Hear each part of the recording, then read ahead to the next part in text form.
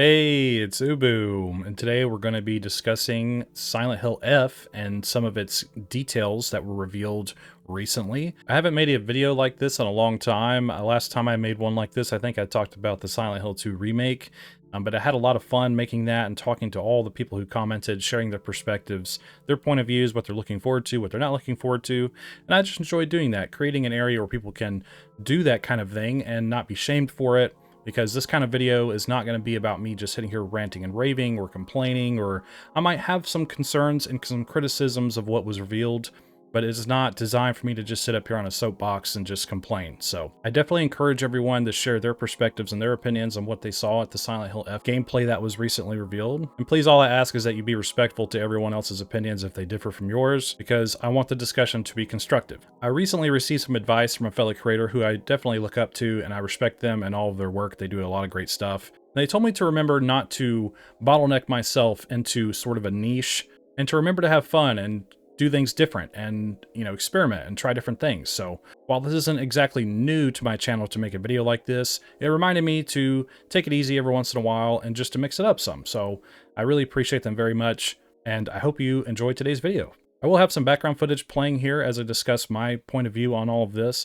Very interesting stuff that was shown at the reveal. I'm going to keep calling it a reveal. It wasn't really a reveal. It was just a bunch of journalists were able to play the game early, at least for a few hours or so. And they're able to, of course, get a lot of details that we haven't seen or have been told yet, because all we've really had is a trailer. So this is an original story. It's written by Ryukishi07, and I'm not too familiar with their work, but apparently they're pretty well renowned in their space and in the genre. The game is set in a fictional Japanese town during the 1960s, and it's called Ibisu Gokai. I hope I'm pronouncing that correctly. Ibisu Gokai. I did my best. And you play as a high schooler called Hinako Shimizu. And of course, she finds herself in a mysterious town filled with fog, grotesque monsters. There's a lot of psychological elements, apparently, even somewhat inspired by Silent Hill 2, from what I read. The developers are called Neobards, which is a developing team out of Asia. And I watched some behind the scenes of them discussing their inspirations and what's motivating them to create this experience. And I thought what they said was really well done. I'll have some of that playing in the background eventually. But from what I could tell, they're very passionate people, and I really appreciate that coming from them. And one thing they definitely mentioned is trying to convey the writer's story into a game that you actually have to play, and how they've had to make adjustments and experiment with the pacing until things make sense as you play the game. And I think that's really important. I also saw them doing some storyboarding and things like that. So I think they're definitely taking it seriously, which I appreciate, and that gives me a lot of confidence on the quality of this game. Now, in the same vein as other Silent Hill games, there is an other world as well that you can expect. It's more of like a pocket dimension where you're in some kind of like ancient shrine kind of setting, and it showed some weapons you can pick up there that are unique to that area, which I thought was an interesting twist on the other world setting. It's usually just sort of a decayed, corrupted version of the environment you're already in, and they might add some of that in the game as well. But from what I could see in the gameplay they showed, it's like a different place you go to, which I assume has some sort of significance to the story. Of course, being in a Japanese setting and having all this culture and stuff that we're not quite familiar with in the franchise, I think it'll be really interesting to explore that. Now, I'll just start going into what I think is really positive about this game. What really stood out to me from the gameplay that I watched and everything that I've been reading is that the setting itself and the overall atmosphere and the environment that's being created here is really pretty and wonderful to look at. It has that familiar Japanese aesthetic that a lot of us, might know of, but it's not a real place. That's what's interesting about it. You never really know what to expect from this. It might look familiar on the surface, but as we play the game and explore it and discover things hidden away, it might be really scary and really terrifying. At least I hope so. So I definitely like the setting a lot. I'm glad this franchise is trying to branch out and tell these sort of isolated stories, especially since the original creators of Silent Hill are Japanese, Team Silent and all of them. It's really cool to see the franchise kind of go full circle to its origins, more or less. And I saw some behind the scenes, like I mentioned earlier, of saying that they want to use this as a time to showcase like Japanese culture and their sensibilities about how they, design buildings and just all that kind of stuff. And I think that's really cool because it just gives the game sort of a fresh new direction and I think it'll be really effective. So really good stuff there. I'm really excited about how it looks and just the overall environment. I think that's one of the best parts about it, obviously. Another thing about the environment is that apparently there is a big focus on actually exploring it and being able to traverse through the town and hopefully explore multiple buildings and find secrets and things of that nature. I hope they stick with that. That's what I liked about Downpour. Silent Hill Downpour, being able to explore the town and go inside buildings, do side quests, do side puzzles, stuff like that. Unfortunately, the rest of that game isn't all that great to me, at least, but the town was great. So I hope this game is able to sort of reflect what worked in Downpour and have the town be an actual place you can explore. Now, games like Silent Hill 2 Remake, or just Silent Hill in general, there's not a whole lot of exploring and outside. It's more about going into a place like the hospital or school or something like that. And I even noticed in some of the gameplay that there was a map that you can open as well, just like in previous games. It'll mark, points of interest and things like that, so you can keep track of your progress while exploring. It's a very detailed map as well, but I hope what they said about exploring the town is true as we imagine it. I mean, of course, it might not be you can explore every building, but maybe it is. Maybe in certain areas, and as you progress, things will start to make more sense, and I just think it would be really exciting if that's true and we can explore all of these different houses and secrets and stuff like that. It'd be really interesting. So the setting is great. The atmosphere seems to be pretty solid and on point. I like the game visually. I think the game visually looks really solid, at least from what we were shown. And now I'll talk about sort of the point of contention with what was revealed as sort of the game's focus on combat more than what I expected personally. And I'm sure many other people didn't expect it as well, but there's the whole argument of modern sensibilities where I guess the idea of making a game have a combat system of some kind nowadays is more about, I guess, keeping player retention and whatnot. But in my opinion, an effective story and game can work just as well to keep players' attention and whatnot. So I'm not sure if that argument really holds a lot of value for me personally. But they showed a big focus on combat. They even have some UI elements that we don't usually get, like health bars, stamina bars, and there's like an insanity meter where it tracks her mental state, the character we're playing. If your mental state is decayed too much, you can even have moments where you can't move that much. It must decrease your movement speed or some kind of element like that. It sounded kind of vague, and it also didn't really sound all that interesting if, you're too crazy or you're too upset at something in the environment, so now you can't run away from monsters or something. I'm not sure if that's going to work very well, but it's only because I imagine it a certain way. I guess I never really saw it put into play very well in the gameplay. But the hyper focus on combat, there's heavy attacks, light attacks, there's some, really odd hit stop when she's, hitting enemies. So it makes the gameplay look a little clunky and strange. I'm not saying that the combat is bad necessarily, or that it will make the game worse than what I imagined it would be like. I think I'm just in the camp that prefers story over combat, and in Silent Hill at least. Now, you can always bring up the games of old and say, well, the combat was really jank in those games. And I'm like, they're as bare bones as you can get. You walk up and you hit something a few times until it dies, or you shoot something a few times until it dies. Because those games, in my opinion, at least the first 3 or even the first 4 games, were hyper-focused on story. And of course, there are limitations, I assume, with budgeting and whatnot to maybe spend time on a combat system that was extremely fleshed out. But for me, the combat has never really been anywhere near the forefront of the franchise. I played some of the Silent Hill 2 remake, for example. I never made it through because the performance was terrible and I never finished it. But I didn't like its focus on combat either. I don't think the combat was bad early on in the game, but one of the biggest problems with Silent Hill 2 Remake is just how many enemies there are, and I think that's a big problem. There was also an issue in Silent Hill 2 that I noticed where I was in the apartments, and enemies could follow you into rooms. There was no more of like running from an enemy, and then going into a room, and then they kind of lose aggro, and then go somewhere else.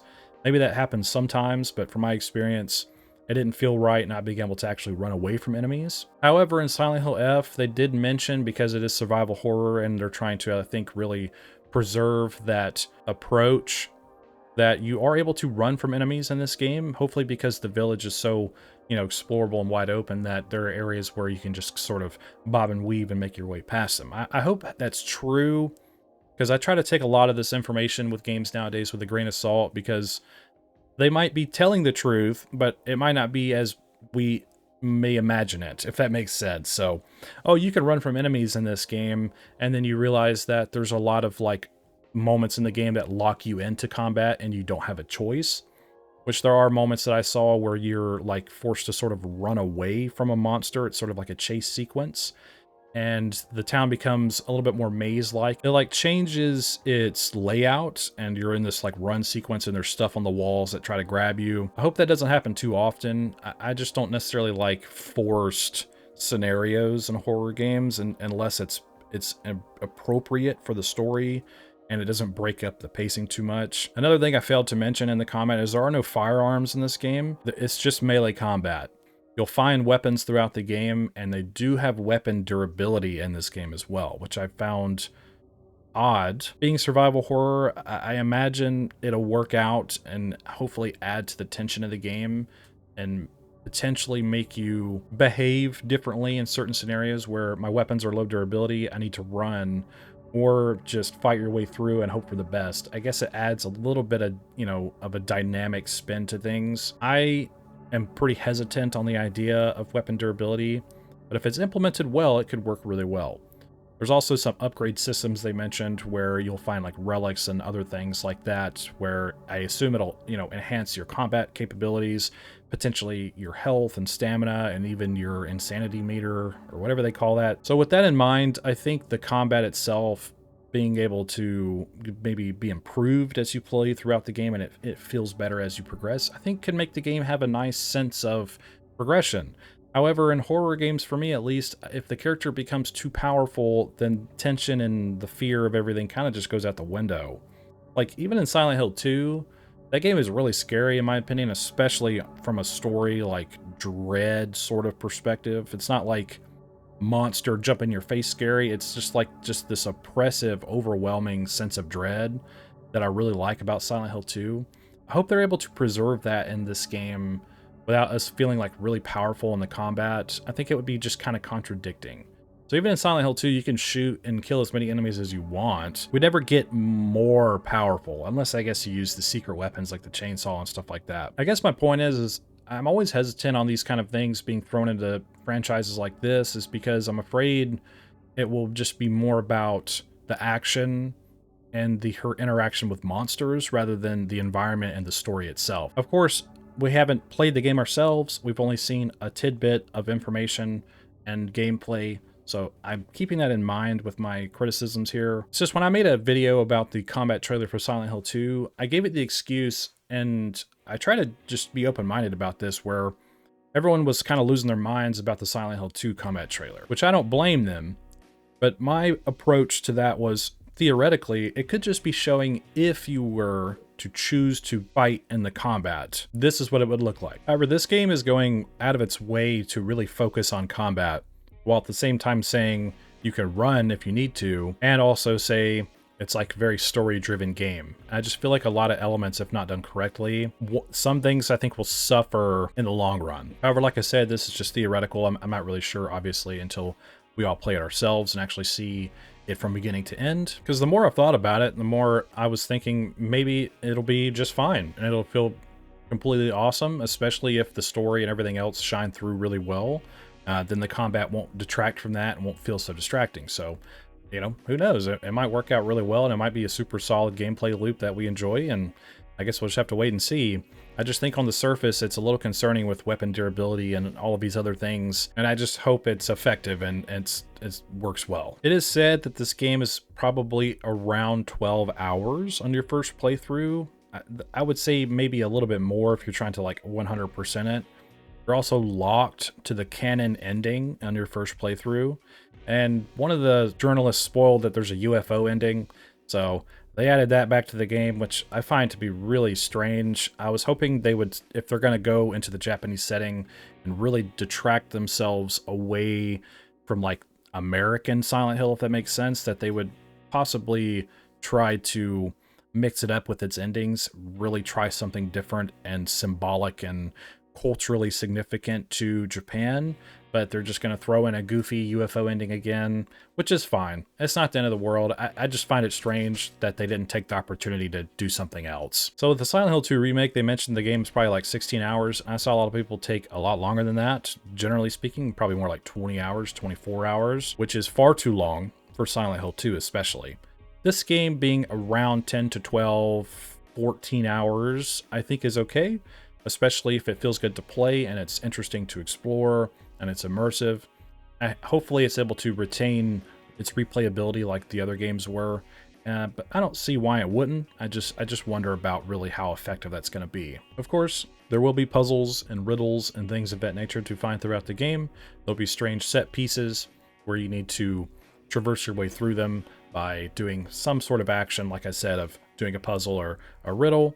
And I think that's really good to see that returning. There's some items that you can pick up and inspect and read about, of course, probably related to the time period that we're in, like some kind of food or like a toy or like a doll or something. And I think that'll be a cool way to teach you a little bit about the setting and the time period that you're in. So hopefully that comes through really well. So I decided to give a little bit more detail on the items you collect. So you'll find like notes and items of that nature, like I said, collectibles. Some of them will be based on the story and explaining more of the story. I hope it's not too note heavy, honestly.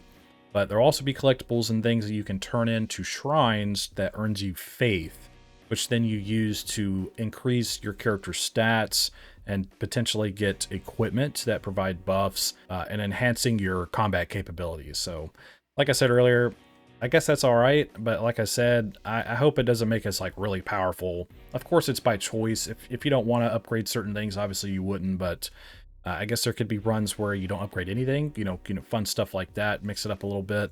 But hopefully they're able to balance the upgrade system with everything else in the game. Another detail that I read about the story that I really like is that puzzles and things like that aren't there just to sort of slow you down and to confuse you on purpose. They should be, according to the scriptwriter, there to enhance the story and to give more context and to actually be congruent with the story itself. And I think that's pretty great. There are some puzzles in the original games that I just don't like. They're just there because, one of them being the coin puzzle in the original Silent Hill 2. I don't like that puzzle. It's like the only puzzle I really don't like in any of the games, like especially. I just think it's just really out of place and random. It's, I think, far more improved in the remake because there's like a riddle thing that you read on the device itself, and when you're putting in the coins, you can like change them and move them around while you're on the puzzle. The original game obviously suffers a little bit in that regard because you have to like go back to your inventory and then put a coin back in and then take one back out, and it's kind of annoying. So hopefully I see that kind of treatment to puzzles in this game where they feel intuitive and they're not there to just confuse the crap out of you. I think that'll be a welcome change because I really like puzzles in games in general, especially if they're interesting and relevant to the rest of the game. I think that'll be really cool to experience the puzzles in this game, and I'm excited for that. Now, if you want everything in full detail, you can find plenty of journalist outlets that have written their experience from their gameplay.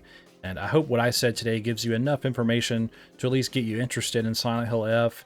And I'm really curious to hear what you have to say about it in the comments, so please feel free. If you don't like it, if you do like it, I want us to have an open discussion about this. But like I said before, please be respectful to other people's opinions. Do not cause a fuss in my comment section. I don't tolerate that. But TLDR, I guess. The game looks great. I think it has a lot of potential in terms of story, being in a new setting, a Japanese setting. I like that they went with 1960s. I find that a very interesting time period because it's very shortly after the end of World War II, and seeing sort of the whole reconstruction of everything and how people's cultures are able to move on from such a terrible tragedy. I don't know if any of that will bleed over into this game, if there'll be any mention of World War II or anything like that. I just think, just being 1960s, very shortly after World War II, that this is a very interesting setting to place a horror game in. I think the character we're playing as is interesting, a high schooler, just sort of young and vulnerable, which makes sort of the idea of a survival horror come through, I think, in an effective way, kind of like Silent Hill 3 in a way. It reminds me of playing as Heather Mason in Silent Hill 3. I think that's pretty cool.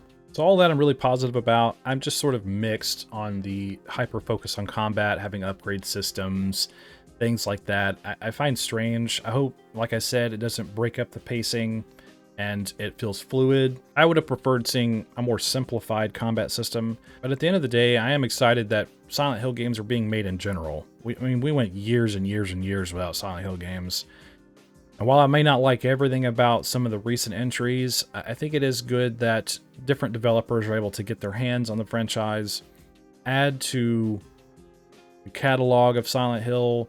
Hopefully these developers are able to experiment in a way that makes all the pieces fall in place for the franchise, and we kind of get a more authentic experience in future titles. And like I said, I'm not implying that this game is going to be bad because I don't prefer its focus on combat. Like I said, it might be a pretty solid game. We'll just have to wait and see. I'm hoping that the fact that they keep funding these developers to make these games is good, and hopefully will encourage them to make a new mainline game, or just make a whole new starting point to begin with, kind of like how this game is doing. Because I know they're doing Silent Hill 1 remake, which I think they should have started with personally. But seeing how Silent Hill F is really trying to stand out as its new starting point for the franchise, hopefully they're able to retain what makes Silent Hill what it is to people, while also giving it a fresh spin, and maybe future developers can take that inspiration and run with it and do a really good job with it.